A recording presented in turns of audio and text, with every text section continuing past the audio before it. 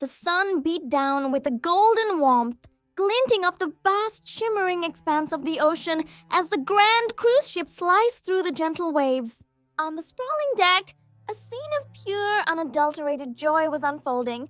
Hundreds of minions, a boisterous yellow tide of denim overalls and gleeful goggles, were having the time of their lives. Some lounged in tiny deck chairs, sipping fruity drinks from coconut shells with little umbrellas, their single or double eyes closed in blissful contentment. Others engaged in a chaotic game of shuffleboard, the puck skittering wildly across the deck with every enthusiastic shove.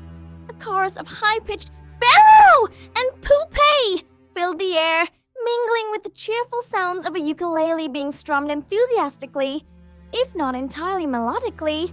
The sky was a perfect cloudless canvas of brilliant blue, and the gentle sea breeze carried the scent of salt and sunshine. It was a perfect day, a paradise at sea, a celebration of bananas and camaraderie under the benevolent gaze of the sun. The minions chattered and laughed, completely oblivious to the dramatic turn their idyllic vacation was about to take, their happiness as boundless as the ocean itself. Without warning, a subtle shift occurred in the atmosphere.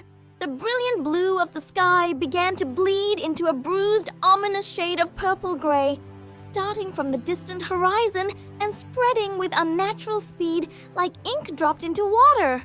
The cheerful sun was swallowed by a thick, churning blanket of dark clouds that boiled and writhed as if alive. The gentle sea breeze escalated into a mournful howl, whipping across the deck and snatching away unattended hats and loose towels. A sudden, chilling clap of thunder echoed across the water, a deafening crack that made every minion jump in unison. Brilliant forks of lightning tore through the darkened sky, momentarily illuminating the now turbulent sea in a stark, terrifying white light.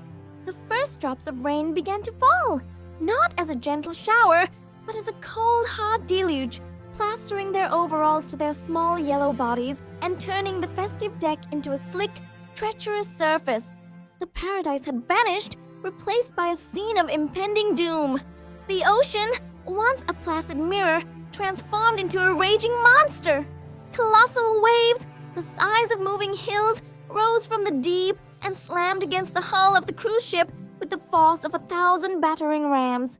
The mighty vessel, which had seemed so invincible just moments before, was now tossed about like a child's toy in a bathtub. It pitched and rolled violently, groaning under the immense strain as torrents of seawater cascaded over the railings.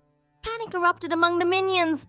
The joyful squeals turned into shrieks of terror as they scrambled for purchase, their little legs struggling to find a foothold on the heaving deck. They clung desperately to railings, to deck chairs, to each other, their wide eyes reflecting the terrifying flashes of lightning. The ukulele, forgotten, slid across the deck and was swept overboard into the churning abyss. The world was a chaotic symphony of roaring wind, crashing waves, and the terrified cries of minions facing the full, untamed fury of the storm. After what felt like an eternity of chaos and fear, the storm's fury began to wane.